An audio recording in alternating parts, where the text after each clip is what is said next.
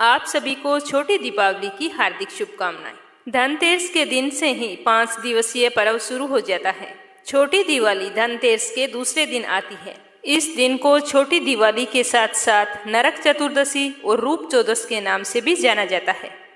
इस दिन सुबह जल्दी उठकर स्नान करने से सौंदर्य की प्राप्ति होती है और सभी तरह के संकट दूर होते हैं। इसीलिए इस दिन अभ्यंग स्नान का महत्व होता है। कार्तिक के पूरे महीने शरीर पर तेल नहीं लगाया जाता और रूप चौदस के दिन तेल की मालिश करके बाद में स्नान किया जाता है।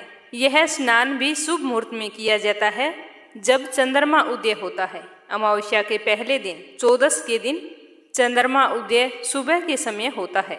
तो शुरू करते हैं पहली कथा। बोलो श्री हरि विष्णु के समस्त स्वरूपों की जय हो। नरकासुर को भौमासुर भी कहा जाता है।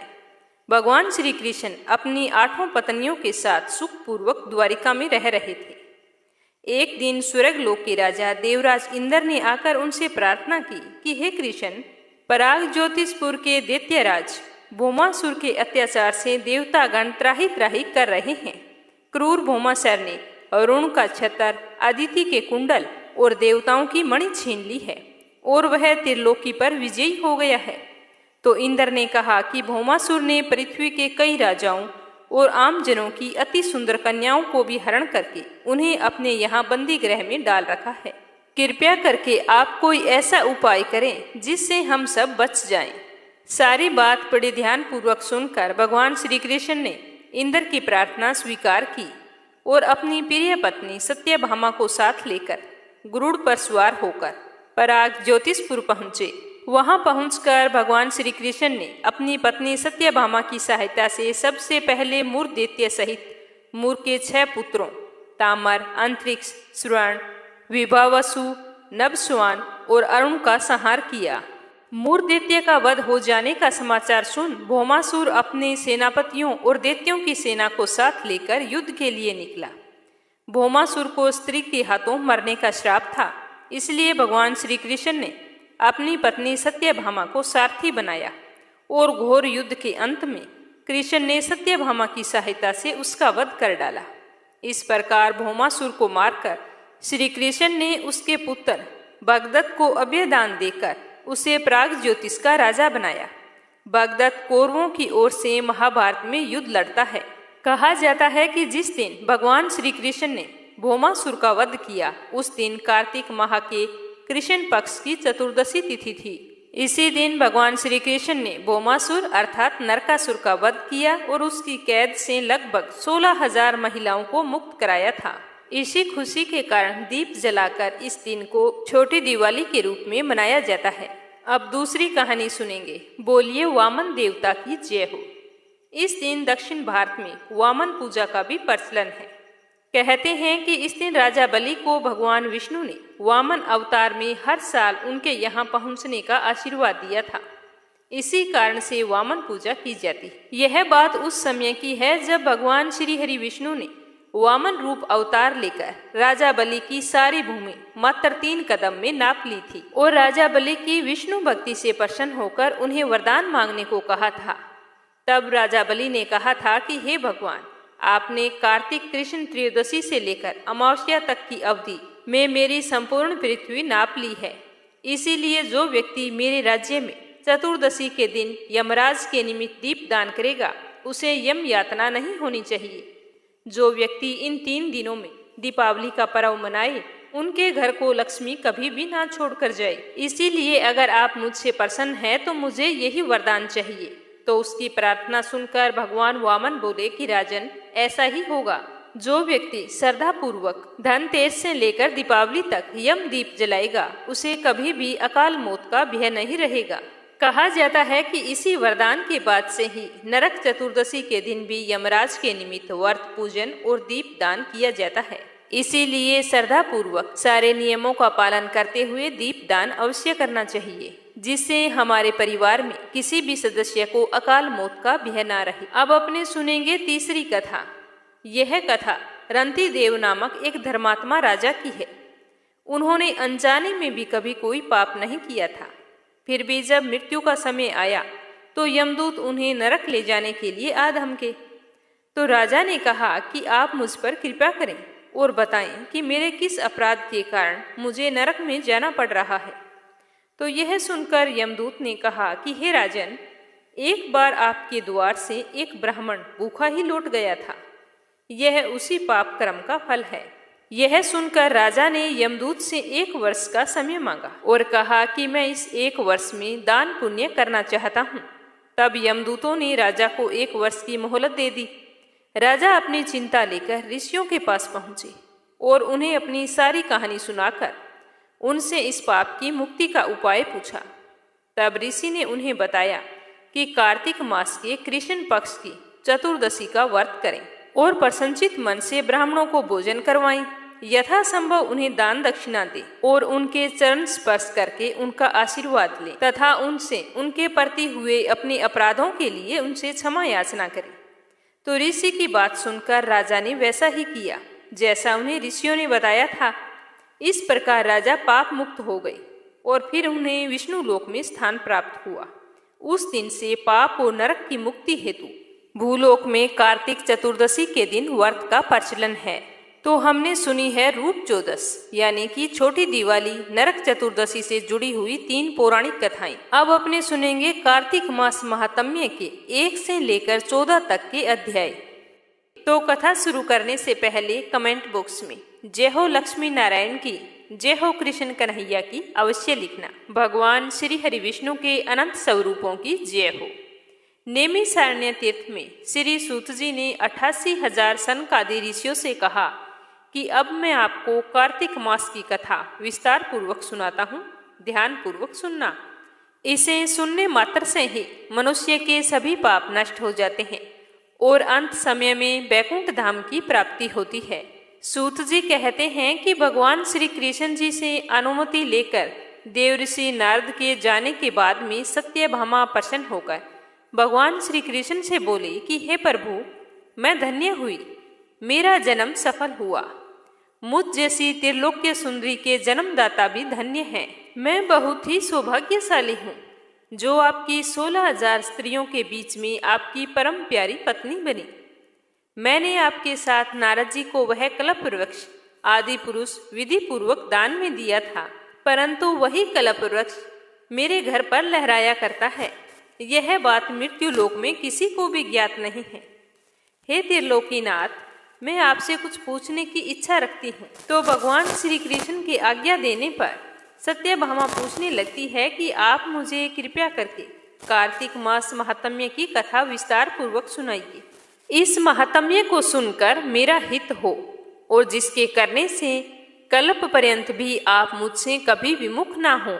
तो सूत जी आगे कहते हैं कि सत्यभामा के ऐसे वचन सुनकर भगवान श्री कृष्ण ने हंसते हुए सत्यभामा का हाथ पकड़ा और अपने सेवकों को वहीं रुकने के लिए कहकर विलास युक्त अपनी पत्नी को कल्प वृक्ष के नीचे लेकर गए और वहां जाकर हंसकर बोले कि हे प्रिय, 16,000 रानियों में तुम मुझे प्राणों के समान प्यारी हो।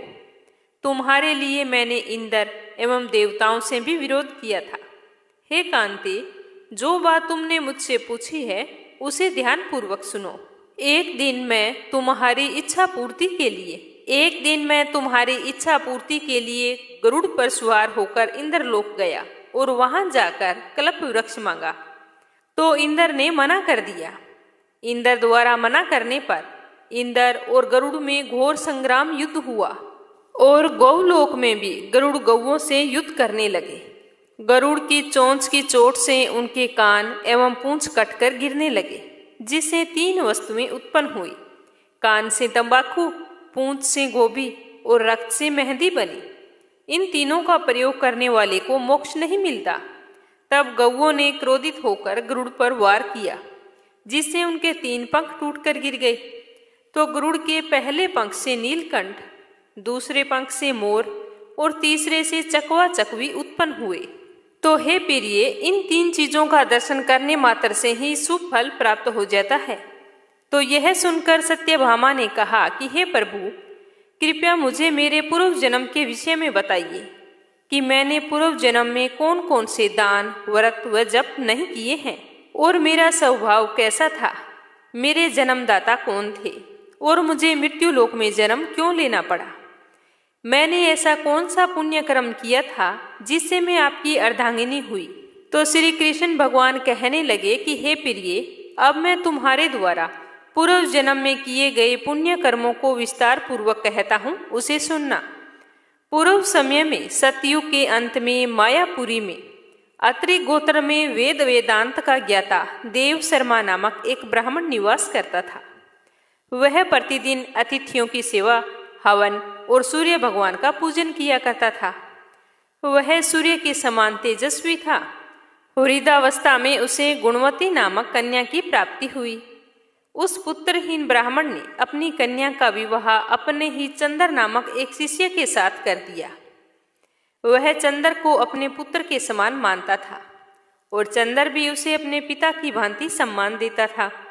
एक दिन वे दोनों कुश व समिधा लेने के लिए जंगल में गए। जब वे हिमालय की तलहटी में भ्रमण कर रहे थे, तब उन्हें एक राक्षस आता हुआ दिखाई दिया। उस राक्षस को देखकर भय के कारण उनके अंग शिथिल हो गए और वे वहां से भागने में असमर्थ हो गए। तब उस काल के समान राक्षस ने उन दोनों को मार डाला। लेकिन वो तो धर्मात्मा थे, इसीलिए मेरे पार्षद उन्हें मेरे बैकुंठ धाम में मेरे पास ले आए। उन दोनों द्वारा आजीवन सूर्य भगवान की पूजा किए जाने के कारण मैं उन दोनों पर अति प्रसन्न हुआ। गणेश जी, शिव जी, सूर्य व देवी, इन सब की पूजा करने वाले मनुष्य को स्वर्ग की प्राप्ति होती है। मैं एक होता हुआ भी काल और कर्मों के भेद से 5 प्रकार का होता हूँ। जैसे एक देवदत्त, पिता, भ्राता आदि नामों से पुकारा जाता है। जब वे दोनों विमान पर आरूढ़ होकर सूर्य के समान तेजस्वी, रूपवान, चंदन की माला धारण किए हुए मेरे भवन में आए, तो वे दिव्य भोगों को भोगने लगे। और उधर गुणवती को जब पता चला कि एक राक्षस ने उसके पिता एवं पति दोनों को मार दिया है, तो वह विलाप करने लगी और कहने लगी कि हे नाथ, हे पिताश्री, मुझको त्याग कर तुम कहाँ चले गए? मैं अकेली स्त्री तुम्हारे बिना अब क्या करूँगी? मेरे भोजन, वस्त्र आदि की व्यवस्था कौन करेगा? घर में प्रेम पूर्वक मेरा पालन पोषण कौन करेगा? मैं कुछ भी नहीं कर सकती। मुझ विधवा की रक्षा कौन करेगा? मैं कहाँ जाऊं, क्या करूं? मेरे पास कोई ठिकाना नहीं है। इस प्रकार विलाप करती हुई गुणवती चक्कर खाकर धरती पर गिर पड़ी और बेहोश हो गई। बहुत देर तक वह बेहोशी की हालत में पड़ी रही। जब उसे होश आया तो वह पहले की भांति करुण विलाप करते हुए शोक सागर में डूब गई।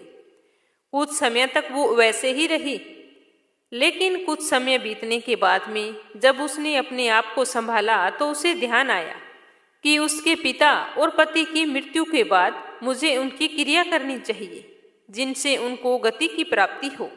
तो गुणवती ने उनकी गति करवाने के लिए अपने घर का सारा सामान बेच दिया और उसे जो धन प्राप्त हुआ उसे अपने पिता का और पति का श्राद्ध आदि कर्म किया। उसके बाद में उसी नगर में रहते हुए वो 8 पहर भगवान विष्णु की भक्ति करने लगी। उसने मृत्यु पर्यंत तक नियम पूर्वक सभी एकादशियों का व्रत और कार्तिक महीने में उपवास और पूजा पाठ किए। इसीलिए हे प्रिय, एकादशी और कार्तिक व्रत मुझे बहुत ही ज्यादा प्रिय है। इनसे मुक्ति, भुक्ति, पुत्र तथा संपत्ति प्राप्त होती है। कार्तिक मास में जब तुला राशि पर सूर्य आता है, तब ब्रह्म मुहूर्त में उठकर स्नान करने वह व्रत और पूजा पाठ करने वाले मनुष्य मुझे बहुत ही प्रिय होते हैं, क्योंकि यदि उन्होंने पाप भी किए हों तो भी स्नान व व्रत के प्रभाव से उन्हें मोक्ष की प्राप्ति हो जाती है। कार्तिक मास में स्नान, जागरण, दीपदान तथा तुलसी के पौधे की रक्षा करने वाले मनुष्य साक्षात भगवान विष्णु के समान हैं। कार्तिक मास में मंदिर में झाड़ू लगाने वाले, स्वास्तिक बनाने वाले, भगवान विष्णु की पूजा करने वाले मनुष्य जन्म मरण के चक्कर से छूटकर मोक्ष को प्राप्त होते हैं। जब इस तरह का महात्म्य गुणवती ने सुना तो वो भी प्रतिवर्ष श्रद्धापूर्वक कार्तिक का व्रत और कार्तिक स्नान करती, भगवान विष्णु की पूजा बड़े ही श्रद्धा भाव से करती। ऐसा करते करते सालों बीत गए। एक बार उसे बहुत ही तेज बुखार आ गया और वह बिल्कुल कमजोर हो गई। फिर भी वह किसी प्रकार गंगा स्नान के लिए चली गई। गंगा तक तो पहुंच गई, परंतु शीत के कारण वह बुरी तरह से कांप रही थी। फिर भी उसने गंगा जी में डुबकी लगाई। डुबकी लगाकर जैसे ही वो गंगा तट पर आई तो उसकी मृत्यु हो गई। तब मेरे यानी कि भगवान विष्णु के दूत उसे मेरे धाम में ले आए। उसके पश्चात ब्रह्मा जी और अन्य देवताओं की प्रार्थना पर जब मैंने श्री कृष्ण का अवतार लिया तो मेरे गण भी मेरे साथ इसी पृथ्वी पर आए, जो इस समय यादव हैं। तुम्हारे पिता पुनर्जन्म में देव शर्मा थे, जो इस समय स्त्राजित हैं। पूर्व जन्म में चंद्र शर्मा, जो तुम्हारा पति था, वह डाकू है। और हे देवी, तू ही गुणवती है। कार्तिक व्रत के प्रभाव के कारण ही तू मेरी अर्धांगिनी हुई है। पूर्व जन्म में तुमने मेरे मंदिर के द्वार पर तुलसी का पौधा लगाया था। इस समय वह तेरे महलों के आंगन में कल्प वृक्ष के रूप में विद्यमान है। उस जन्म में तुमने जो दीप दान किया था, उसी के कारण तुम्हारी देह इतनी सुंदर है। तुम्हारे घर में साक्षात लक्ष्मी का वास है।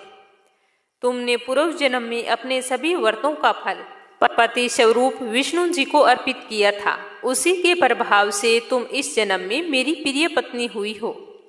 पूर्व जन्म में तुमने नियम पूर्वक जो कार्तिक मास का व्रत किया था, उसी के कारण मेरा और तुम्हारा कभी वियोग नहीं होगा। इस प्रकार कार्तिक मास में व्रत आदि करने वाले मनुष्य मुझे तुम्हारे समान प्रिय हैं। दूसरे जप तप यज्ञ दान आदि करने से प्राप्त फल कार्तिक मास में किए गए व्रत के फल से बहुत ही थोड़ा होता है, अर्थात कार्तिक मास के व्रतों का 16वां भाग भी नहीं होता।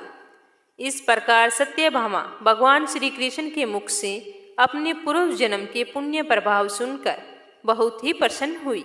सत्यभामा ने कहा कि हे प्रभु, आप तो सभी काल में व्यापक हैं और सभी काल आपके आगे एक समान है। फिर भी यह कार्तिक मास ही सभी मासों में क्यों श्रेष्ठ है? आप सब तिथियों में एकादशी और सभी महीनों में कार्तिक मास को ही अपना प्रिय क्यों बताते हैं? इसका कारण मुझे बताइए। तो सत्यभामा की बात सुनकर भगवान श्री कृष्ण कहने लगते हैं कि हे भामिनी, तुमने बहुत ही अच्छा प्रश्न किया है। मैं तुम्हें इसका उत्तर देता हूँ, ध्यानपूर्वक सुनना। इसी प्रकार एक बार महाराज बेन के पुत्र राजा पृथु ने प्रश्न के उत्तर में देवऋषि नारद से यही सवाल किया था, और जिसका उत्तर देते हुए नारद जी ने कार्तिक मास की महिमा कुछ इस तरह से बताई थी कि हे राजन, एक समय शंख नाम का एक राक्षस बहुत ही बलवान एवं अत्याचारी हो गया था। उसके अत्याचारों से तीनों लोकों में त्राही त्राही मच गई थी। उस शंखासुर ने स्वर्ग में निवास करने वाले देवताओं पर विजय प्राप्त कर इंद्रादि देवताओं एवं लोकपालों के अधिकारों को छीन लिया। उससे भयभीत होकर सारे देवता अपने परिवार के सदस्यों के साथ सुमेरु पर्वत की गुफाओं में बहुत दिनों तक छुपे रहे। कुछ दिनों के बाद में जब उनका भय कम हुआ तो वे निश्चित होकर सुमेरु पर्वत की गुफाओं में ही रहने लगे। उधर जब शंखासुर को इस बात का पता चला कि देवता आनंद पूर्वक सुमेरु पर्वत की गुफाओं में निवास कर रहे हैं, तो उसने सोचा कि ऐसी कोई दिव्य शक्ति अवश्य है जिसके प्रभाव से अधिकारहीन यह देवता अभी भी बलवान है। इस तरह वह सोचते सोचते इस निर्णय पर पहुंचा कि वेद मंत्रों के बल के कारण ही देवता बलवान हो रहे हैं। यदि उनसे वेद छीन लिए जाएं तो वे बलहीन हो जाएंगे। ऐसा विचार करके शंखासुर ब्रह्मा जी के सत्यलोक से शीघ्र ही वेदों को हर के ले आया, और उसके द्वारा जब शंखासुर उन्हें हर के ला रहा था तो वे भय से उसके चंगुल से निकल भागे और जल में समा गए। यह देखकर शंखासुर ने वेद मंत्रों तथा बीजों मंत्रों को ढूंढने के लिए सागर में प्रवेश किया, परंतु उसे सागर में ना तो वेद मंत्र मिले और ना ही बीज मंत्र मिले। जब शंखासुर सागर से निराश होकर वापस लौटा तो उस समय ब्रह्मा जी पूजा की सामग्री लेकर सभी देवताओं के साथ भगवान विष्णु की शरण में पहुंचे और भगवान विष्णु को गहरी नींद से जगाने के लिए गाने बजाने लगे। धूप गंध आदि से बारंबार उनका पूजन करने लगे। धूप दीप निवेद आदि अर्पित किए जाने पर भगवान की निद्रा टूटी और वह देवताओं सहित ब्रह्मा जी को अपनी पूजन करते हुए देखकर बहुत ही प्रसन्न हुए और कहने लगे कि मैं आप लोगों के इस कीर्तन एवं मंगलाचरण से बहुत ही प्रसन्न हूँ। आप अपना अभिष्ट वरदान मांगिए, मैं अवश्य प्रदान करूंगा। ये कहते हुए भगवान श्री हरि विष्णु ने कहा कि जो मनुष्य अश्विनी शुक्ल की एकादशी से देव उत्थान एकादशी तक ब्रह्म मुहूर्त में उठकर मेरी पूजा करेंगे, उन्हें तुम्हारी ही भांति मेरे प्रसन्न होने के कारण सुख की प्राप्ति होगी। आप लोग जो पूजा, अर्घ्य, आचमान और जल आदि सामग्री मेरे लिए लाए हैं, वे अनंत गुणों वाली होकर आपका कल्याण करेंगी। शंखासुर द्वारा हरे गए संपूर्ण वेद जल में स्थित है। मैं सागर पुत्र शंखासुर का वध करके उन वेदों को मैं तुम्हें अभी ला देता हूँ। आज से बीज मंत्र और वेदों सहित मैं प्रतिवर्ष कार्तिक मास में जल में विश्राम किया करूंगा। अब मैं तुम्हारे वेद मंत्रों को लाने के लिए मत्स्य रूप धारण करके जल में जाता हूँ। तुम सब देवता भी मुनीश्वरों के साथ मेरे साथ जल में आओ। इस कार्तिक मास में जो श्रेष्ठ मनुष्य प्रातःकाल स्नान करते हैं, वे सब यज्ञ के अवभृत स्नान द्वारा भली भांति नहा लेते हैं। हे देवेंद्र, कार्तिक मास में व्रत करने वालों को सब प्रकार से धन, पुत्र, पुत्री आदि देते रहना और उनकी सभी आपत्तियों से रक्षा करना। हे धनपति कुबेर, मेरी आज्ञा के अनुसार तुम उनके धन धान्य में वृद्धि करना, क्योंकि इस प्रकार का आचरण करने वाला मनुष्य मेरा रूप धारण करके जीवन मुक्त हो जाता है। जो मनुष्य जन्म से लेकर मृत्यु उपरांत विधि पूर्वक इस उत्तम व्रत को करता है, वह आप लोगों का भी पूजनीय है। कार्तिक शुक्ल पक्ष की एकादशी तिथि को तुम लोगों ने मुझे जगाया है, इसीलिए यह तिथि अत्यंत प्रीतिदायिनी और मानवीय है। हे देवताओं, यह दोनों व्रत नियम पूर्वक करने से मनुष्य मेरा सानिध्य प्राप्त कर लेते हैं। इन व्रतों को करने से जो फल मिलता है, वह अन्य किसी व्रत से नहीं मिलता। अतः प्रत्येक मनुष्य को सुखी और निरोग रहने के लिए कार्तिक महात्म्य और एकादशी की कथा सुनते हुए उपयुक्त नियमों का पालन करना चाहिए। इस तरह बताते हुए नारद जी ने कहा कि ऐसा कहकर भगवान विष्णु मछली का रूप धारण करके आकाश से जल में उतर गए। उस समय विंध्याचल पर्वत पर तप कर रहे महर्षि कश्यप अपनी अंजलि में जल लेकर खड़े थे। भगवान उनकी अंजलि में आ गिरे। महर्षि कश्यप ने दया करके उसे अपने कमंडल में रख लिया। मछली के थोड़ा बड़ा होने पर महर्षि कश्यप ने उन्हें एक बड़े बर्तन में डाल दिया, तो मछली का आकार और बढ़ गया। वह बर्तन भी उस मछली के लिए छोटा पड़ने लगा, तो महर्षि ने उसे वहां से कुएं में डाल दिया, तो वह कुआं भी उसके लिए छोटा पड़ने लगा। मछली का आकार लगातार बढ़ता ही जा रहा था, तो महर्षि ने उसे वहां से निकाला और तालाब में डाल दिया। जब तालाब भी उसके लिए छोटा पड़ने लगा, तो महर्षि ने उसे समुद्र में डाल दिया, तो वह मछली समुद्र में भी इस तरह से बढ़ने लगी कि समुद्र भी इसके लिए छोटा पड़ने लगा। फिर वही मत्स्य रूपी भगवान विष्णु ने शंखासुर का वध किया और शंखासुर को हाथ में लेकर बद्रीवन में आ गए।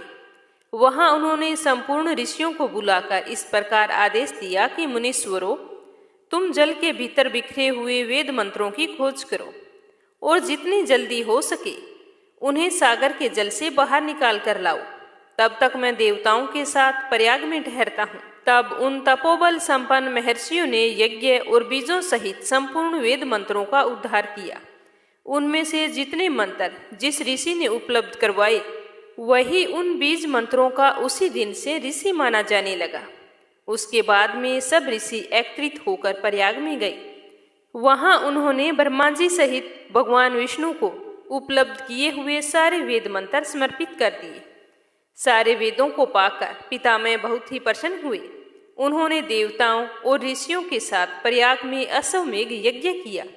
यज्ञ समाप्त होने पर सब देवताओं ने भगवान से निवेदन किया कि देवादिदेव जगन्नाथ, इस स्थान पर पितामह ने खोए हुए वेदों को पुनः प्राप्त किया है और हमने भी यहाँ आपके प्रसाद से यज्ञ भाग पाए हैं। अतः यह स्थान पृथ्वी पर सबसे श्रेष्ठ पुण्य की वृद्धि करने वाला एवं भोग तथा मोक्ष प्रदान करने वाला हो। साथ ही यह समय भी महापुण्य में और ब्रह्मघाती आदि महापापियों की शुद्धि करने वाला होना चाहिए तथा यह स्थान यहाँ पर दिए हुए दान को अक्षय बना देने वाला होना चाहिए। यह वरदान हमें दीजिए। तो भगवान श्री हरि विष्णु बोले कि देवताओं, तुमने जो कुछ कहा है वह मुझे सब स्वीकार है। तुम्हारी इच्छा पूर्ण हो। आज से यह स्थान ब्रह्म क्षेत्र के नाम से प्रसिद्ध होगा और सूर्य वंश में उत्पन्न राजा भागीरथ यहाँ गंगा को लेने के लिए आएंगे और वह यहाँ पर सूर्य कन्या यमुना से मिलेंगे। ब्रह्मा जी और तुम सब देवता मेरे साथ यहाँ पर निवास करो। आज से यह तीर्थराज के नाम से विख्यात होगा। तीर्थराज के दर्शन करने मात्र से ही सारे पाप नष्ट हो जाएंगे। जब सूर्य मकर राशि में स्थित होंगे उस समय यहाँ स्नान करने वाले मनुष्यों के सभी पापों का नाश हो जाएगा और यह काल भी मनुष्यों के लिए सदा महान पुण्य फल देने वाला होगा। माघ महीने में सूर्य के मकर राशि में स्थित होने पर यहाँ स्नान करने वालों को 16 के आदि फल प्राप्त होंगे। देवादिदेव भगवान विष्णु देवताओं से ऐसा कहकर पितामह के साथ वहां से अंतर्ध्यान हो गए। उसके बाद में इंद्रादि देवता ने भी अपने अंश से प्रयाग में रहते हुए वहां से अंतर्ध्यान हुए। जो मनुष्य कार्तिक माह में तुलसी जी की जड़ के समीप श्री हरि विष्णु का पूजन करता है और उनकी कथाओं का स्मरण करता है, वह इस लोक में संपूर्ण भोगों का उपभोग करते हुए अंत में वैकुंठ धाम को जाता है। राजा पृथु बोले कि हे नारद जी, आपने कार्तिक मास में स्नान का फल कहा, अब अन्य मासों में विधि पूर्वक स्नान करने की विधि, नियम और उद्धापन विधि भी बतलाइए। तो देवर्षि नारद कहने लगे कि हे राजन, आप भगवान विष्णु के अंश से उत्पन्न हुए हैं, अतः यह बात आपको ज्ञात है। फिर भी आपको यथाचित विधान बताता हूँ। अश्विनी माह में शुक्ल पक्ष की एकादशी तिथि से कार्तिक के व्रत करने चाहिए। ब्रह्म मुहूर्त में उठकर जल का पात्र लेकर गांव से बाहर पूर्व अथवा उत्तर दिशा में जाना चाहिए। उसके बाद जो मनुष्य मुख शुद्धि नहीं करता उसे किसी भी मंत्र का फल प्राप्त नहीं होता। अतः दांत और जीभ को पूर्ण रूप से शुद्ध करना चाहिए और निम्नलिखित मंत्र का उच्चारण करते हुए दांतुन तोड़नी चाहिए कि हे वनस्पति, आप मुझे आयु, कीर्ति, तेज, प्रज्ञा, पशु, संपत्ति, महाज्ञान, बुद्धि और विद्या प्रदान करें। इस प्रकार का उच्चारण करके वृक्ष से 12 अंगुल की दांतुन लें। दूध वाले वृक्षों से दांतुन नहीं लेनी चाहिए। इस प्रकार कपास, कांटेदार वृक्ष तथा जले हुए वृक्ष से भी दांतुन लेना मना होता है। जिससे उत्तम गंध आती हो और जिसकी टहनी कोमल हो, ऐसे ही वृक्ष से दंत धावन ग्रहण करना चाहिए। प्रतिपदा, अमावस्या, नवमी, छठी, रविवार को चंद्र तथा सूर्य ग्रहण में दांतुन नहीं करनी चाहिए। तत्पश्चात भली भांति स्नान करके फूल माला, चंदन और पान आदि पूजा की सामग्री लेकर प्रसन्नचित्त व भक्ति पूर्वक शिवालय में जाकर सभी देवी देवताओं को अर्घ्य, आचमनीय आदि वस्तुओं से पृथक पृथक पूजा करके प्रार्थना एवं प्रणाम करना चाहिए और फिर भक्तों के स्वर में स्वर मिलाकर श्री हरि का कीर्तन करना चाहिए। और मंदिर में जो गायक भगवान श्री हरि का कीर्तन करने आए हों उनका माला, चंदन, तांबूल आदि से पूजन करना चाहिए, क्योंकि देवालयों में भगवान विष्णु को अपनी तपस्या, योग और दान द्वारा प्रसन्न करते थे। परंतु कलयुग में भगवत गुणगान को ही भगवान श्री हरि को प्रसन्न करने का एकमात्र साधन माना गया है। ऐसा कहते हुए नारद जी राजा पृथु से बोले कि हे राजन, एक बार मैंने भगवान से पूछा था कि हे प्रभु, आप सबसे अधिक निवास कहाँ करते हैं? तो इसका उत्तर देते हुए भगवान ने कहा कि हे नारद, मैं बैकुंठ या योगियों के हृदय में ही निवास नहीं करता हूँ, अपितु जहाँ मेरे भक्त मेरा कीर्तन करते हैं मैं वहाँ अवश्य निवास करता हूँ। जो मनुष्य चंदन माला आदि से मेरे भक्तों का पूजन करते हैं उनसे मेरी ऐसी प्रीति होती है जैसी कि मेरे पूजन से भी नहीं हो सकती। शिरीष, धतूरा, गिरजा, चमेली, केसर, कंदान और कटहल के फूलों व चावलों से भगवान विष्णु की पूजा नहीं करनी चाहिए। कंद, गिरीश, जूही, मालती और केवड़ा के पुष्पों से भगवान शंकर की पूजा नहीं करनी चाहिए। जिन देवताओं की पूजा में जो फूल निर्दिष्ट हैं उन्हीं से उनका पूजन करना चाहिए। पूजन समाप्ति के बाद में भगवान से क्षमा प्रार्थना भी करनी चाहिए, यानी कि हे सुरेश्वर, हे देव, ना तो मैं मंत्र जानता हूँ, ना ही मैं पूजा पाठ की विधि जानता हूँ, मैं भक्ति से भी हीन हूँ। मैंने जैसे भी आपकी पूजा की है, अगर वो अधूरी है तो उसे पूरा करें। इस तरह प्रार्थना करने के पश्चात साष्टांग प्रणाम करके भगवत कीर्तन करना चाहिए। श्री हरि की कथा सुननी चाहिए और प्रसाद ग्रहण करना चाहिए। जो मनुष्य उपरोक्त विधि के अनुसार कार्तिक व्रत का अनुष्ठान करते हैं वह जगत के सभी सुखों को भोगते हुए अंत में मुक्ति को पाते हैं। तो ये महात्म्य कथा का 5वां अध्याय समाप्त हुआ। अब अपने सुनते हैं 6ठा अध्याय। नारद जी बोले कि जब 2 घड़ी रात बाकी रहे तब तुलसी की मृतिका, वस्त्र और कलश लेकर जलाशय पर जाएं। कार्तिक में जहाँ कहीं भी प्रत्येक जलाशय के जल में स्नान करना चाहिए। गर्म जल की अपेक्षा ठंडे जल से स्नान करने से 10 गुना पुण्य अधिक होता है। उससे 100 गुना पुण्य बाहरी कुएं के जल से स्नान करने से होता है और उससे भी अधिक पुण्य बावड़ी में और उससे भी अधिक पुण्य पोखर में स्नान करने से होता है और उससे 10 गुना अधिक झरनों में और उससे भी अधिक पुण्य कार्तिक के महीने में नदी में स्नान करने से होता है।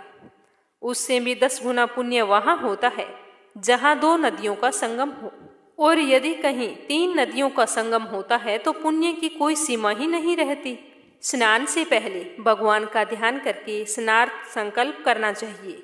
फिर तीर्थ में उपस्थित देवताओं को अर्घ्य और आचमनीय देना चाहिए। अर्घ्य मंत्र इस प्रकार है कि हे कमलनाथ आपको नमस्कार, हे जलसाही भगवान आपको प्रणाम, हे ऋषिकेश आपको नमस्कार, मेरे दिए अर्घ्य को आप ग्रहण करें।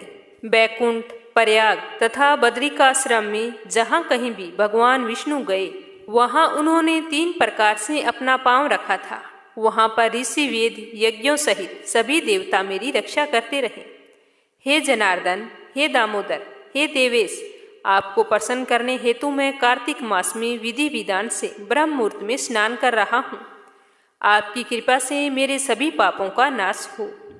हे प्रभु, कार्तिक मास में विधि तथा विधि पूर्वक स्नान करने वाला मैं अर्घ्य देता हूँ, आप राधिका सहित ग्रहण करें। हे कृष्ण, हे बलशाली राक्षसों का संहार करने वाले भगवान, हे पापों का नाश करने वाले, कार्तिक मास में प्रतिदिन दिए हुए मेरे इस अर्घ्य द्वारा कार्तिक स्नान का व्रत करने वाला फल मुझे प्राप्त हो। तत्पश्चात भगवान विष्णु, भगवान शिव तथा सूर्य का ध्यान करके जल में प्रवेश कर नाभि के बराबर जल में खड़े होकर विधि पूर्वक स्नान करना चाहिए। गृहस्थी को तिल और आंवले का चूर्ण लगाकर तथा विधवा स्त्री या यति को तुलसी की जड़ की मिट्टी लगाकर स्नान करना चाहिए। सप्तमी, अमावस्या, नवमी, त्रयोदशी, द्वितीया, दशमी आदि तिथियों को आंवला तथा तिल से स्नान करना वर्जित होता है। स्नान करते हुए निम्न शब्दों का उच्चारण करना चाहिए। जिस भक्ति भाव से भगवान ने देवताओं के कार्य के लिए 3 प्रकार का रूप धारण किया था, वही पापों का नाश करने वाले भगवान विष्णु अपनी कृपा से मुझे पवित्र बनाए। जो मनुष्य भगवान विष्णु की आज्ञा से कार्तिक व्रत करता है उसकी इंद्रादि सभी देवता रक्षा करते हैं, इसीलिए वह मुझे पवित्र करें। बीजों, रहस्यों तथा यज्ञों सहित वेदों के मंत्र कश्यप आदि ऋषि इंद्रादि देवता मुझे पवित्र करें। अदिति आदि सभी नारियां, यज्ञ, सिद्ध, शरप और समस्त औषधियां व तीनों लोकों के पहाड़ मुझे पवित्र करें। इस प्रकार कहकर स्नान करने के बाद मनुष्य को हाथ में पवित्री धारण करके देवता, ऋषि, मनुष्यों तथा पितरों का विधि पूर्वक तर्पण करना चाहिए। तर्पण करते समय तर्पण में जितने तिल रहते हैं उतने वर्ष पर्यंत वर्ती के पितरगण स्वर्ग में वास करते हैं। उसके बाद वर्ती को जल से निकलकर शुद्ध वस्त्र धारण करने चाहिए। सभी तीर्थों के सारे कार्यों से निवृत्त होकर पुनः भगवान विष्णु का पूजन करना चाहिए। सभी तीर्थों के सारे देवताओं का स्मरण करके भक्ति पूर्वक सावधान होकर चंदन, फूल और फलों के साथ भगवान विष्णु को फिर से अर्घ्य देना चाहिए। अर्घ्य के मंत्र का अर्थ इस प्रकार से है। मैंने पवित्र कार्तिक मास में स्नान किया है। हे विष्णु, राधा के साथ आप मेरे दिए अर्घ्य को ग्रहण करें। तत्पश्चात चंदन, फूल और तांबूल आदि से वेद पाठी ब्राह्मणों का श्रद्धापूर्वक पूजन करें और बारंबार नमस्कार करें। ब्राह्मण के दाएं पांव में तीर्थों का वास होता है, मुंह में वेद और समस्त अंगों में देवताओं का वास होता है। अपने कल्याण की इच्छा रखने वाले मनुष्य को इनका ना तो अपमान करना चाहिए और ना ही इनका विरोध करना चाहिए। फिर एकाग्रचित होकर भगवान विष्णु की प्रिय तुलसी जी की पूजा करनी चाहिए। उनकी परिक्रमा करके उनको प्रणाम करना चाहिए कि हे देवी, हे तुलसी, देवताओं ने ही प्राचीन काल से तुम्हारा निर्माण किया है और ऋषियों ने तुम्हारी पूजा की है। हे विष्णु प्रिया तुलसी, आपको नमस्कार, आप मेरे समस्त पापों को नष्ट करो।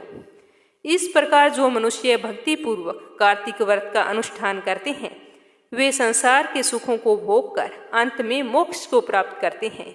नारद जी ने कहा कि हे राजन, कार्तिक मास में व्रत करने वालों के नियमों को मैं संक्षेप में बतलाता हूँ, आप उसे भी सुनिए। व्रती को सब प्रकार के आमिष, मांस, उर्द, राई, खटाई तथा नशीली वस्तुओं का त्याग कर देना चाहिए। व्रती को दूसरे का अन्न ग्रहण नहीं करना चाहिए, किसी से द्वेष नहीं करना चाहिए और तीर्थ के अतिरिक्त अन्य कोई यात्रा नहीं करनी चाहिए। देवता, वेद, ब्राह्मण, गाय, वर्ती, नारी, राजा तथा गुरुजनों की कभी भी निंदा नहीं करनी चाहिए। वर्ती को दाल, तिल, पकवान व दान किया हुआ भोजन ग्रहण नहीं करना चाहिए। किसी की चुगली या निंदा भी नहीं करनी चाहिए। किसी भी जीव का मांस नहीं छूना चाहिए। पान, कत्था, चूना, नींबू, मसूर, बासी तथा जूठे अन्न का भी प्रयोग नहीं करना चाहिए। गाय, बकरी तथा भैंस के अतिरिक्त किसी अन्य पशु का दूध नहीं पीना चाहिए। कांसे के पात्र में रखा हुआ पंचगव्य, बहुत छोटे घड़े का पानी तथा केवल अपने लिए ही पका हुआ अन्न प्रयोग करना चाहिए। कार्तिक मास का व्रत करने वाले मनुष्य को सदैव ब्रह्मचर्य का पालन करना चाहिए। उसे धरती पर सोना चाहिए और दिन के चौथे पहर में केवल एक बार पत्तल में भोजन करना चाहिए। व्रती कार्तिक मास में केवल नरक चतुर्दशी, जिसे छोटी दिवाली भी कहा जाता है, उस दिन शरीर पर तेल लगाएं। बाकी पूरे कार्तिक मास शरीर पर तेल नहीं लगाना चाहिए। कार्तिक माह में व्रत करने वाले मनुष्य को सिंघाड़ा, प्याज, मट्ठा, गाजर, मूली, काशी फल, लौकी, तरबूज इन वस्तुओं का प्रयोग बिल्कुल भी नहीं करना चाहिए। रजस्वाला, चंडाल, पापी, मलेच्छ, पतित, व्रतहीन, ब्राह्मण द्रोही और नास्तिकों से बात नहीं करनी चाहिए। भगवान श्री हरि विष्णु को प्रसन्न करने के लिए अपनी शक्ति के अनुसार चंद्रायण आदि का व्रत करना चाहिए और जो मैंने बताए हैं उन नियमों का पालन करना चाहिए। व्रती को प्रतिपदा को कुम्भड़ा, द्वितीया को कटहल, तृतीया को तरुणी स्त्री, चतुर्थी को मूली, पंचमी को बेल, षष्ठी को तरबूज, सप्तमी को आंवला, अष्टमी को नारियल, नवमी को मूली, दसवीं को लौकी, एकादशी को परवल, द्वादशी को बेर, त्रयोदशी को मट्ठा, चतुर्दशी को गाजर तथा पूर्णिमा के दिन साग का प्रयोग नहीं करना चाहिए। रविवार को आंवले का प्रयोग नहीं करना चाहिए। कार्तिक माह में व्रत करने वाला मनुष्य यदि इन सब शाकों में से किसी शाक का सेवन करना चाहे तो पहले ब्राह्मण को देकर बाद में स्वयं ग्रहण करे। यही विधान माघ माह के लिए भी है। देव उठनी एकादशी से पहले कही गई विधि के अनुसार नृत्य, जागरण, गायन, वादन आदि करना चाहिए। इसको विधि पूर्वक करने वाले मनुष्य को देखकर यमदूत ऐसे भाग जाते हैं जैसे सिंह की गर्जना से हाथी भाग जाते हैं। कार्तिक माह का व्रत सभी व्रतों में श्रेष्ठ है। इसके अतिरिक्त जितने भी व्रत यज्ञ हैं वह 1000 की संख्या में किए जाने पर भी इसकी तुलना नहीं कर सकते, क्योंकि यज्ञ करने वाले मनुष्य को सीधा वैकुंठ की प्राप्ति होती है। जैसे राजा की रक्षा उसके अंगरक्षक करते हैं, उसी प्रकार कार्तिक माह का व्रत करने वाले की रक्षा भगवान श्री हरि विष्णु की आज्ञा से इंद्रादि देवता करते हैं। व्रती मनुष्य जहाँ कहीं भी रहता है वहीं पर उसकी पूजा होती है, उसका यश फैलता है। उसके निवास स्थान पर भूत, पिशाच आदि कोई भी नहीं रह पाते। विधि पूर्वक कार्तिक माह का व्रत करने वाले मनुष्य के पुण्यों का वर्णन तो स्वयं पितामह भी नहीं कर सकते। यह व्रत सभी पापों को नष्ट करने वाला, पुत्र पौत्र प्रदान करने वाला और धन धान्य की वृद्धि करने वाला है। जिसकी दया से सरस्वती भाव रही उपजाई, कार्तिक महत्म का कमल लिखे 8वां अध्याय। तो नारद जी बोले कि अब मैं कार्तिक व्रत के उद्यापन का वर्णन करता हूँ, जो सब पापों का नाश करने वाला है। व्रत का पालन करने वाला मनुष्य कार्तिक शुक्ल चतुर्दशी को व्रतों की पूर्ति और भगवान विष्णु की प्रीति के लिए उद्यापन करे। तुलसी के ऊपर एक सुंदर मंडप बनवाए, उसे केले के खंभों से संयुक्त करके नाना प्रकार की धातुओं से उसकी विचित्र शोभा बढ़ाई। मंडप के चारों ओर दीपकों की श्रेणी सुंदर ढंग से सजाकर रखी। उसी मंडप में सुंदर वंदनवारों से सुशोभित 4 दरवाजे बनाए और उन्हें भी फूलों से सजाएं तथा चंवर से सुसज्जित करें। द्वारों पर पृथक पृथक मिट्टी के द्वारपाल बनाकर उनकी पूजा करें। उनके नाम इस प्रकार हैं: जय, विजय, चंड, प्रचंड, नंद, सुनंद, कुमंद, कुमदाक्ष। उन्हें चारों दरवाजों पर 2-2 के क्रम से स्थापित करके भक्ति पूर्वक उनका पूजन करें। तुलसी की जड़ के समीप 4 रंगों से सुशोभित सर्वतोभद्र मंडल बनावें और उसके ऊपर पूर्ण पत्थर तथा पंचरत्न से संयुक्त कलश की स्थापना करें। कलश के ऊपर शंख, चक्कर, गदाधारी भगवान विष्णु का पूजन करें। भक्ति पूर्वक उस तिथि में उपवास करें तथा रात्रि में गीत आदि मंगलमय आयोजनों के साथ जागरण करें। जो भगवान विष्णु के लिए जागरण करते समय भक्ति पूर्वक भगवत संबंधी पदों का गान करते हैं, वे सैकड़ों जन्मों की पाप राशि से मुक्त हो जाते हैं। जो मनुष्य भगवान के निमित्त जागरण करके रात्रि भर भगवान का कीर्तन करते हैं, उनको असंख्य गोदान का फल मिलता है। जो मनुष्य भगवान की मूर्ति के सामने नृत्य गान करते हैं, उनके अनेक जन्मों के अकृत पाप नष्ट हो जाते हैं। और जो भगवान श्री हरि के सम्मुख बैठकर कीर्तन करते हैं और बंसी आदि बजाकर भगवत भक्तों को प्रसन्न करते हैं तथा भक्ति से रात्रि भर जागरण करते हैं, उन्हें करोड़ों तीर्थ करने का फल मिलता है। उसके बाद में पूर्णमासी के दिन एक ब्राह्मण के जोड़े को निमंत्रित करें। प्रातःकाल स्नान और देव पूजन करके वेदी पर अग्नि की स्थापना करें और भगवान की प्रीति के लिए तिल और खीर की आहुति दें तथा होम की शेष विधि पूरी करके भक्ति पूर्वक ब्राह्मणों का पूजन करें और उन्हें यथाशक्ति दान दक्षिणा दें। फिर उनसे इस प्रकार क्षमा मांगते हुए प्रार्थना करें कि आप सब लोगों की अनुकंपा से मुझ पर भगवान सदैव प्रसन्न रहें।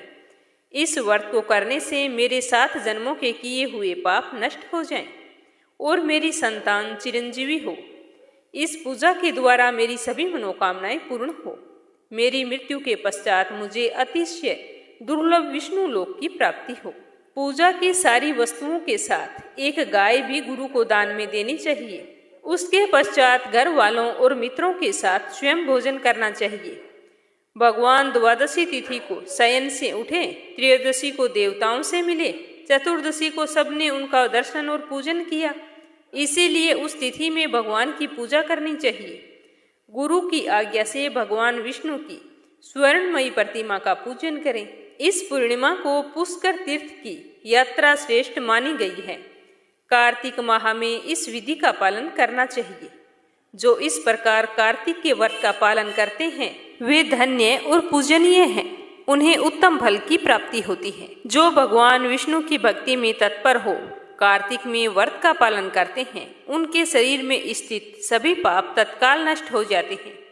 जो श्रद्धा पूर्वक कार्तिक के उद्यापन का महात्म्य सुनता है या सुनाता है, वह भगवान विष्णु का सायुज्य पा लेता है। राजा पृथु बोले कि हे मुनि श्रेष्ठ नारद जी, आपने कार्तिक माह के व्रत में जो तुलसी की जड़ में भगवान विष्णु का निवास बताकर उस स्थान की मिट्टी की पूजा करना बतलाया है। अतः मैं श्री तुलसी के महात्म्य को सुनना चाहता हूँ। तुलसी कहाँ और किस जगह किस प्रकार उत्पन्न हुई, यह भी मुझे विस्तार से बताने की कृपा करें। तो नारद जी बोले कि हे राजन, अब आप तुलसी जी की महत्ता तथा उनके जन्म का प्राचीन इतिहास मैं तुम्हें सुनाता हूँ, ध्यान पूर्वक सुनिए। एक बार देवगुरु बृहस्पति और देवराज इंद्र भगवान शंकर का दर्शन करने कैलाश पर्वत की ओर चले। तब भगवान शंकर ने अपने भक्तों की परीक्षा लेने के लिए जटाधारी दिगंबर का रूप धारण कर उन दोनों के मार्ग में अवरोध उत्पन्न किया। यद्यपि वह तेजस्वी, शांत, लंबी भुजा और चौड़ी छाती वाले गौर वर्ण अपने विशाल नेत्रों से युक्त तथा सिर पर जटा धारण किए वैसे ही बैठे थे, तो उन्होंने भगवान शंकर को नहीं पहचाना और इंद्र ने उनसे उनका नाम व धाम आदि पूछते हुए कहा कि क्या भगवान शंकर अपने स्थान पर हैं या कहीं पर गए हुए हैं। तो इस पर तपस्वी रूप भगवान शिव कुछ नहीं बोले। इंद्र को अपने त्रिलोकीनाथ होने का गर्व था।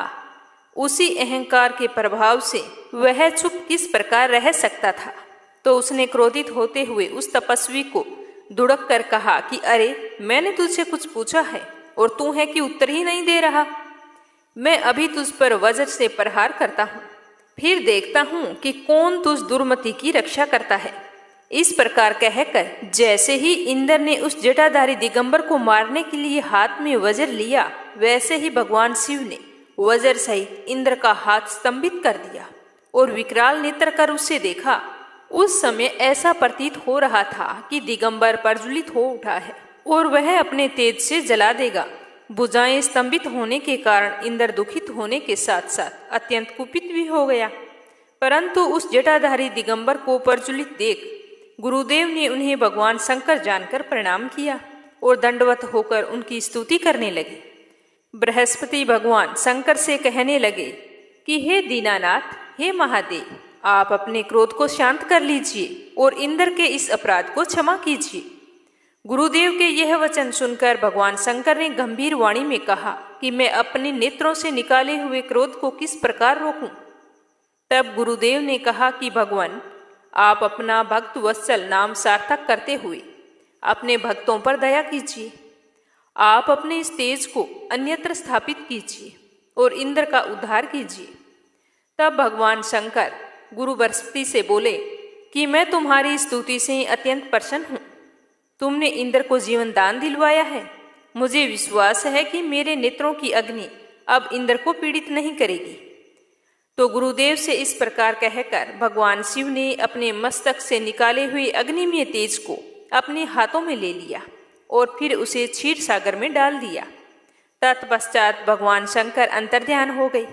इस प्रकार जिसको जो जानने की कामना थी उसे जानकर इंद्र तथा गुरुदेव अपने अपने स्थान को चले गए। राजा पृथु बोले कि हे मुनि श्रेष्ठ नारद जी, आपको प्रणाम है। कृपया करके आप मुझे अब यह बताइए कि जब भगवान शंकर ने अपने मस्तक के तेज को क्षीर सागर में डाला तो उस समय क्या हुआ था। तो राजा की बात सुनकर नारद जी बोले कि हे राजन, जब भगवान शंकर ने अपना वह तेज क्षीर सागर में डाल दिया तो उस समय वह शीघ्र ही बालक होकर सागर के संगम पर बैठकर संसार को भय देने वाला रुंदन करने लगा। उसके रुंदन से संपूर्ण जगत व्याकुल हो उठा, लोकपाल भी व्याकुल हो गए, चराचर चलायमान हो गया। शंकर स्वर्ण के रुंदन से संपूर्ण ब्रह्मांड व्याकुल हो गया। यह देखकर सभी देवी देवता और ऋषि मुनि व्याकुल होकर ब्रह्मा जी की शरण में गए और उन्हें प्रणाम करके उनकी स्तुति करने लगे। उन सभी ने ब्रह्मा जी से कहा कि हे पितामह, यह तो बहुत ही विकट परिस्थिति उत्पन्न हो गई है। हे महायोगिन, इसको नष्ट कीजिए। देवताओं के मुख से इस प्रकार सुनकर ब्रह्मा जी सत्यलोक से उतरकर उस बालक को देखने के लिए सागर तट पर आए। सागर ने ब्रह्मा जी को आता देखकर उन्हें प्रणाम किया और बालक को उठाकर उनकी गोद में दे दिया। आश्चर्यचकित होते हुए ब्रह्मा जी ने पूछा कि हे सागर, यह बालक किसका है, शीघ्रता पूर्वक बताओ। तो सागर विनम्रता पूर्वक बोला कि हे प्रभु, यह तो मुझे ज्ञात नहीं है, परंतु मैं इतना अवश्य जानता हूँ कि यह गंगा सागर के संगम पर प्रकट हुआ है। इसीलिए हे जगत गुरु, आप इस बालक का जात कर्म आदि संस्कार करके इसका जातक फल बताइए। इस तरह बताते हुए नारद जी राजा पृथु से बोले कि सागर ब्रह्मा जी के गले में हाथ डालकर बार बार उनका आकर्षण करता रहा। फिर उसने ब्रह्मा जी का गला इतनी जोर से पकड़ा कि उससे पीड़ित होकर ब्रह्मा जी की आंखों से आंसू टपकने लगे। तो ब्रह्मा जी अपने दोनों हाथों का जोर लगाकर किसी तरह सागर से अपना गला छुड़वाया और सागर से कहा कि हे सागर सुनो, मैं तुम्हारे इस पुत्र का जातक फल कहता हूँ। मेरे नेत्रों से जो यह जल निकला है, इसी के कारण इसका नाम जलंधर होगा। उत्पन्न होते ही यह तृणावस्था को प्राप्त हो गया है, इसीलिए यह सब शास्त्रों का पारगामी, महापराक्रमी, महावीर, बलशाली, महायोद्धा और रण में विजय प्राप्त करने वाला होगा। यह बालक सभी दैत्यों का अधिपति होगा। यह किसी से भी पराजित न होने वाला तथा भगवान विष्णु को जीतने वाला होगा। भगवान शंकर को छोड़कर यह सबसे अवध्य होगा। जहाँ से इसकी उत्पत्ति हुई है यह वहीं जाएगा। इसकी पत्नी बड़ी पतिव्रता, सौभाग्यशालिनी, सर्वांग सुंदरी, परम मनोहर, मधुर वाणी बोलने वाली तथा शीलवान होगी। सागर से इस प्रकार कहकर ब्रह्मा जी ने शुक्राचार्य को बुलाया और उनके हाथों से बालक का राज्याभिषेक कराकर स्वयं अंतर्ध्यान हो गए। बालक को देखकर सागर की प्रसन्नता की कोई सीमा ना रही। वह हर्षित मन से घर आ गया। फिर सागर में उस बालक का लालन पालन कर उसे पुष्ट किया। फिर कालनेमी नामक असुर को बुलाकर वृंदा नामक कन्या से विधि पूर्वक उसका विवाह करवा दिया। उस विवाह में बहुत ही बड़ा उत्सव हुआ। श्री शुक्राचार्य के प्रभाव से पत्नी सहित जलंधर दैत्यों का राजा हो गया। एक बार सागर पुत्र जलंधर अपनी पत्नी वृंदा सहित असुरों से सम्मानित हुआ सभा में बैठा हुआ था। तभी गुरु शुक्राचार्य का वहां पर आगमन हुआ। उनके तेज से सभी दिशाएं प्रकाशित हो गई। गुरु शुक्राचार्य को आता देखकर सागर पुत्र जलंधर ने असुरों सहित उठकर बड़े आदर से उन्हें प्रणाम किया। गुरु शुक्राचार्य ने उन सबको आशीर्वाद दिया। फिर जलंधर ने उन्हें एक दिव्य आसन पर बैठाकर स्वयं भी आसन ग्रहण किया। फिर सागर पुत्र जलंधर ने उनसे विनम्रतापूर्वक पूछा कि हे गुरुजी, आप हमें यह बताने की कृपा करें कि राहु का सिर किसने काटा था। तो इस पर दैत्य गुरु शुक्राचार्य ने विरोचन पुत्र हिरण्याक्षु और उसके धर्मात्मा पुत्र का परिचय देकर देवताओं और असुरों द्वारा समुद्र मंथन की कथा संक्षेप में सुनाते हुए बताया कि जब समुद्र से अमृत निकाला तो उस समय देव रूप बनाकर राहु भी वहां पर पीने के लिए बैठ गया था। तो इस बात पर ही इंद्र के पक्षपाती भगवान विष्णु ने राहु का सिर काट डाला था।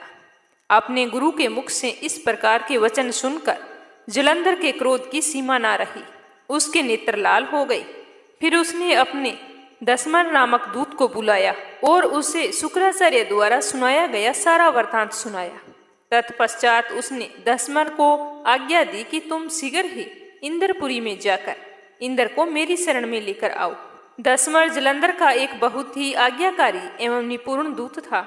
वह जल्द ही इंद्र की सुधर्मा नामक सभा में जा पहुंचा और जलंधर के शब्दों में इंद्र से बोला कि हे देवता धाम, तुमने समुद्र का मंथन क्यों किया और मेरे पिता के समस्त रत्नों को क्यों ले लिया?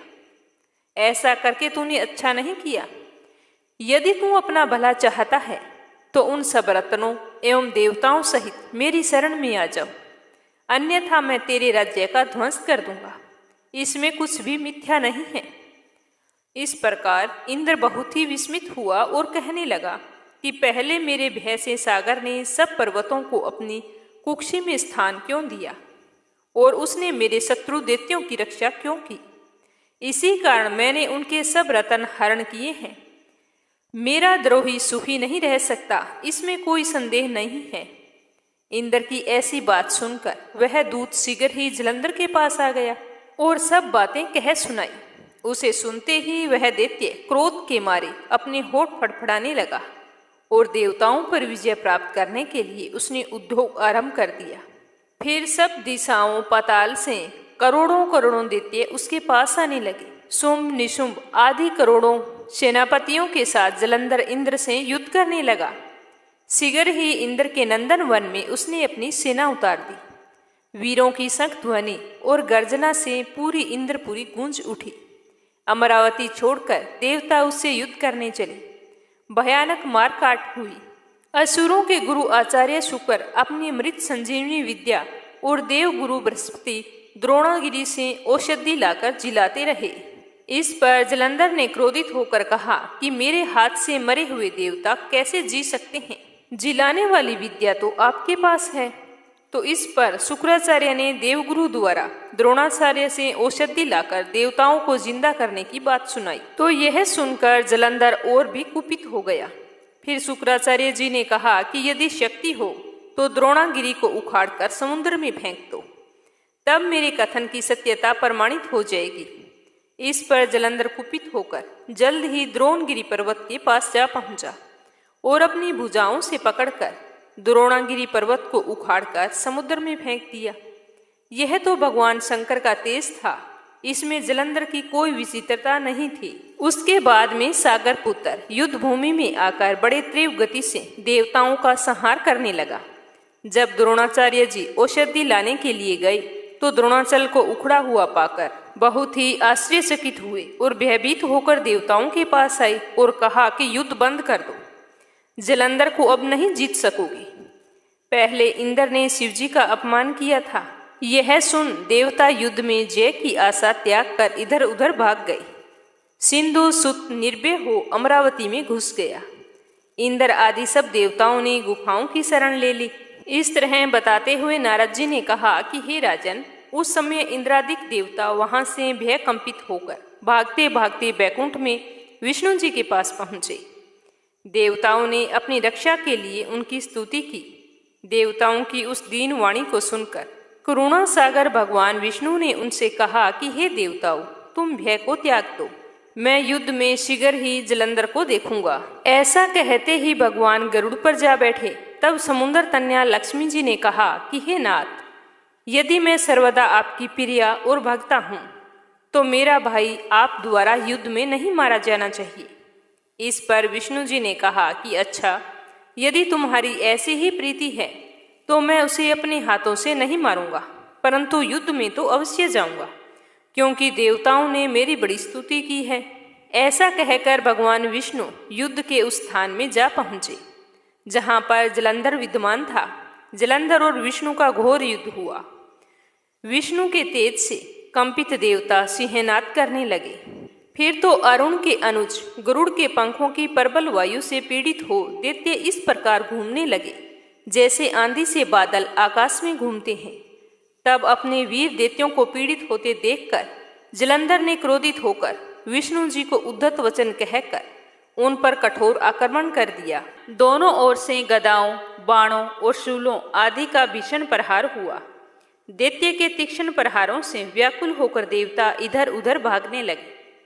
तब देवताओं को इस प्रकार भयभीत हुआ देखकर गरुड़ पर चढ़े भगवान युद्ध में आगे बढ़े और उन्होंने अपना सारंग नामक धनुष उठाकर बड़े जोर का टंकार किया। त्रिलोकी शाब्दित हो गई। पल मात्र में भगवान ने हजारों दैत्यों के सिरों को काट गिराया। फिर तो विष्णु और जलंधर का महासंग्राम शुरू हो गया। यह देखकर लोग सारे आश्चर्य करने लगे। भगवान विष्णु ने बाणों के वेग से उस दैत्य की ध्वजा, छत्र, धनुष, बाण सब कुछ काट डाले। इसे व्यथित होकर उसने अपनी गदा उठाकर गरुड़ के मस्तक पर दे मारी। साथ ही क्रोध से उस दैत्य ने विष्णु जी की छाती में एक तीक्ष्ण बाण मारा। इसके उत्तर में भगवान विष्णु जी ने उसकी गदा काट दी और अपने सारंग धनुष पर बाण चढ़ाकर उसको बींधना आरंभ कर दिया। जलंधर इन पर अपने पैने बाण बरसाने लगा। उसने विष्णु जी को कई पैने बाण मारकर वैष्णव धनुष को काट दिया। धनुष के कट जाने पर भगवान ने गदा ग्रहण कर ली और शीघ्र ही जलंधर को खींचकर मारी। परंतु उस अग्निवत अमोघ गदा की मार से भी वह दैत्य कुछ भी चलायमान न हुआ। उसने एक अग्निमुख त्रिशूल उठाकर विष्णु जी पर छोड़ दिया। विष्णु जी ने शिव जी के चरणों का स्मरण कर नंदन नामक त्रिशूल से उसके त्रिशूल को छेद दिया। जलंधर ने झपट कर विष्णु जी की छाती पर एक जोरदार मुष्टिक मारा। उसके उत्तर में भगवान विष्णु ने भी उसकी छाती पर अपनी एक मुष्टिका प्रहार किया। फिर दोनों घुटने टेक बाहुओं और मुष्टिकों से बाहु युद्ध करने लगे। कितनी ही देर तक भगवान उसके साथ युद्ध करते रहे। तब सर्वश्रेष्ठ मायावी भगवान उस दैत्य राज से मेघवाणी में बोले कि रे रमण, दुर्मत दैत्य श्रेष्ठ, तू धन्य है जो इस महायुद्ध में इन बड़े बड़े आयुधों से भी भयभीत न हुआ। तेरे इस युद्ध से मैं प्रसन्न हूँ, तू जो चाहे वरदान मांग ले। तो मायावी विष्णु की ऐसी वाणी सुनकर जलंधर ने कहा कि हे भाऊ, यदि आप मुझ पर इतने प्रसन्न हो तो यह वरदान दीजिए कि आप मेरी बहन तथा अपने सारे कुटुंबियों सहित मेरे घर पर निवास करें। तो उसके ऐसे वचन सुनकर विष्णु जी को खेद तो हुआ, किंतु उसी क्षण देवेश ने तथास्तु कह दिया। अब विष्णु जी सब देवताओं के साथ जलंधरपुर में जाकर निवास करने लगे। जलंधर अपनी बहन लक्ष्मी और देवताओं सहित विष्णु को वहां पाकर बड़ा ही प्रसन्न हुआ। फिर तो देवताओं के पास जो भी रत्न आदि थे सबको ले जलंधर पृथ्वी पर आ गया। निशुंभ को पाताल में स्थापित कर दिया और देव, दानव, यक्ष, गंधर्व, सिद्ध, सर्प, राक्षस, मनुष्य आदि सभी को अपना वंशवर्ती बना त्रिभुवन पर शासन करने लगा। तो ये थी नरक चतुर्दशी के दिन सुनी जाने वाली कुछ पौराणिक कथाएं और कार्तिक मास महात्म्य कथा। सुनकर आपको कैसा लगा कमेंट बॉक्स में जरूर बताना। और अगर आपने मीरा भक्ति चैनल को सब्सक्राइब नहीं किया है तो जरूर करना। यह 5 दिवसीय त्योहार आपके जीवन में सौभाग्य, धन और समृद्धि लेकर आए। माँ लक्ष्मी आपकी जिंदगी में इतनी खुशियाँ लाए कि आपको कभी भी आर्थिक तंगी का सामना ना करना पड़े। आप हमेशा सुखी रहें, तंदुरुस्त रहें। जय श्री कृष्णा, राधे राधे।